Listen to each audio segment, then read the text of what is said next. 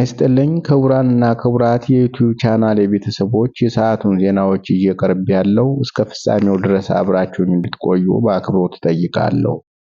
ሰብስክራይብ፣ ላይክ እና ሼር በማድረግም እንድታበረታቱኝ በአክብሮት እጠይቃለሁ።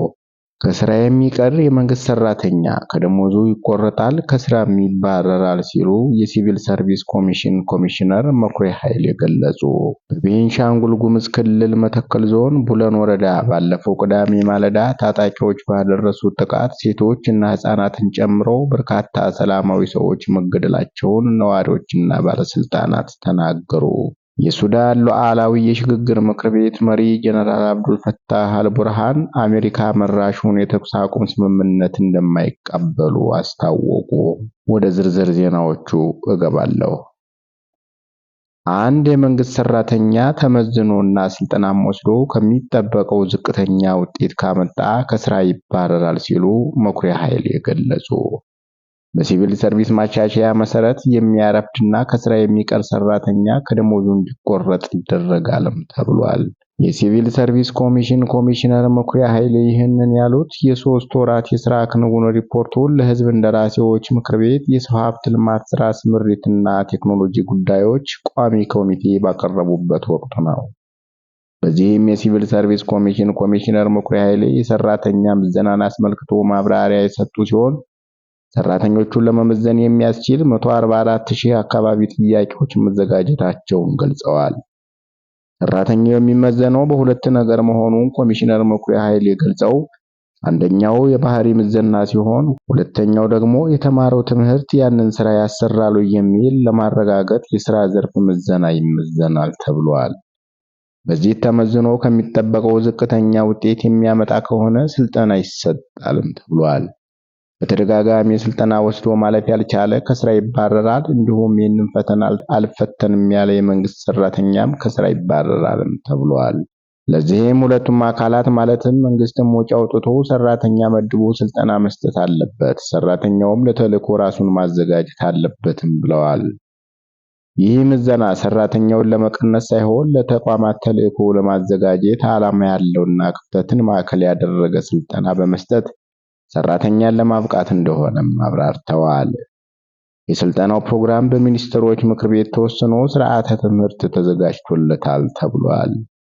5 ተቋማት ማለትም አዲስ አበባ ሳይንስና ቴክኖሎጂ ዩኒቨርሲቲ፣ አዲስ አበባ ዩኒቨርሲቲ፣ ሲቪል ሰርቪስ ዩኒቨርሲቲ፣ ቴክኒክና ሙያ ኢንስቲትዩት እና የአፍሪካ ልህቀት አካዳሚ የባህሪ ብቃት መገንባት የሚያስችሉ 125 ሞጁሎችን በማዘጋጀት ለስልጠና ዝግጁ አድርገዋል በማለት አብራርተዋል። በቤንሻንጉል ጉሙዝ ክልል መተከል ዞን ቡለን ወረዳ ባለፈው ቅዳሜ ማለዳ ታጣቂዎች ባደረሱት ጥቃት ሴቶችና ህፃናትን ጨምሮ በርካታ ሰላማዊ ሰዎች መገደላቸውን ነዋሪዎችና ባለስልጣናት ተናገሩ።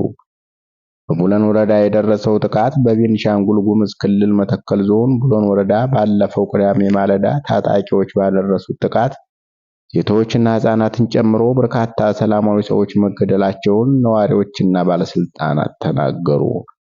የቡለን ወረዳ የመንግስት ኮሚኒኬሽን ጽሕፈት ቤት በፌስቡክ ገጹ ባሰራጨው መረጃ በወረዳዋ ባኩጂ ቀበሌ ጽንፈኛ ታጣቂ ቡድን በንጹሃን ዜጎች ላይ አሰቃቂ ጥቃት አድርሷል ሲልም ከሷል። የቡለን ወረዳ ጨምሮ በመተከል ዞን በበርካታ ቀበሌዎች አሁንም የጸጥታ ስጋት መኖሩን ዶቼ ቬለ ካነጋገራቸው ነዋሪዎች ተረድቷል።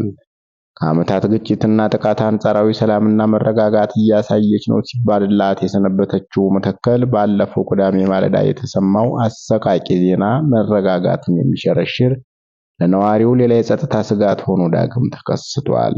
የቡለን ወረዳ የመንግስት ኮሚኒኬሽን ጽሕፈት ቤት በፌስቡክ ገጹ ባጋራው መረጃ በባኩጂ ቀበሌ ጽንፈኛ ታጣቂዎች ቡድን ህዳር 13 2018 ዓ.ም ከንጋቱ 11 ሰዓት ተኩል በመግባት በንጹሃን ዜጎች ላይ አሰቃቂ ጥቃት ማድረሱን የወረዳዋ ምክትል አስተዳዳሪ አቶ ሽበሽ ባሬዳ መናገራቸውን ዘግቧል። ስማቸው እንዳይገለጽ የጠየቁት የወረዳዋ ተመራጭ የህዝብ ተወካይ በጥቃቱ ከ30 በላይ ንጹሃን መገደላቸውንም አረጋግጠዋል። ሰሞኑን ቅዳሜ ሌሊት 11 ሰዓት ላይ ቡለን ወረዳ ባኩጂ ቀበሌ ላይ ነው እንግዲህ ከተማ ገብተው ንጹሃን ላይ ጭፍጨፋ ያደረጉት። ሰሞኑን ቅዳሜ ሌሊት 11 ሰዓት ላይ ቡለን ወረዳ ባኩጂ ቀበሌ ላይ ነው እንግዲህ ከተማ ገብተው ንጹሃን ላይ ጭፍጨፋ ያደረጉት። ሰው እየተኛ ባለበትና ገና እየነቃ ባለበት ንጋት ላይ ነው ያገኙትን በሙሉ ጥቃት ፈጽመው ከ30 በላይ ንጹሃን እንደሞቱ ነው ያለን መረጃ። የመረጃው የመንግስት ኮሙኒኬሽን ጥቃት አድራሹን ጽንፈኛ ቡድን ከማለት ባሻገር የትኛው ቡድን እንደሆነም ለይቶ አልተገለጸም። ነገር ግን የህዝብ ተወካዩ መንግስት ሸኔ ብሎ የሚጠራው ቡድን ተጠያቂ ያደርጋሉ። በጥቃቱ ከተገደሉት ባሻገር በርካቶች መጎዳታቸውንም ገልጸዋል። የቆሰሉም አሉ፣ ሆስፒታል የገቡም አሉ። ከቆሰሉት ውስጥም ህይወታቸው ያለፈም አሉ ሲሉ ነው የተገለጸው። ከጥቃቱ በኋላ እንግዲህ የጸጥታ ኃይልም ደርሶ አስከሬን የማሰባሰብ ስራ ተሰርቷልና ከዚያኛውም ወገን የተወሰኑ ተጎድተዋል። የሱዳን ሉዓላዊ የሽግግር ምክር ቤት መሪ ጀነራል አብዱል ፈታህ አልቡርሃን አሜሪካን መራሹን የተኩስ አቁም ስምምነት እንደማይቀበሉ አስታወቁ። የሱዳን ሉዓላዊ የሽግግር ምክር ቤት መሪ ጀነራል አብዱል ፈታህ አልቡርሃን በሱዳን ለ30 ወራት የዘለቀውን ደም አፋሳሹን የእርስ በርስ ጦርነት እንዲቆም የሚጠይቀውንና በአሜሪካ የቀረበውን የተኩስ አቁም ድርድር እንደማይቀበሉት አስታወቁ። ጀነራሉ የድርድር ጥያቄውን ላለመቀበል በምክንያትነት ያቀረቡት ደግሞ የተኩስ አቁም ድርድር እቅዱ ለአንዱ ግን የሚያዳላ ነው የሚል መሆኑም ተገልጿል። የሱዳን ጦር ትናንት እሁድ አመሻሽ ባወጣው የቪዲዮ መግለጫ ጀነራል አልቡርሃን አደራዳሪዎቹ ጦርነቱ እንዲቆም በሚያደርጉት ጥረት ወገንተኝነት የሚታይባቸው መሆኑን በመግለጽ የድርድር ጥያቄው ተቀባይነት እንደሌለው መግለጻቸውን ቲአርቲ አፍሪካ ዘግቧል። በአሜሪካ፣ ግብጽ፣ ሳውዲ አረቢያ እና የተባበሩት አረብ ኤሚሬቶች በጋራ የሚመራውና ኳድ በሚባል የሚጠራው አሜሪካ መራሹ የሱዳን ተኩስ አቁም አደራዳሪ ቡድን ከ2 ዓመታት በላይ በሱዳን የተኩስ አቁም ስምምነትና የመልሶ ግንባታ ሂደት ዙሪያ የመፍትሄ ሐሳቦችን ለማቅረብ ሲሰራ ቆይቷል።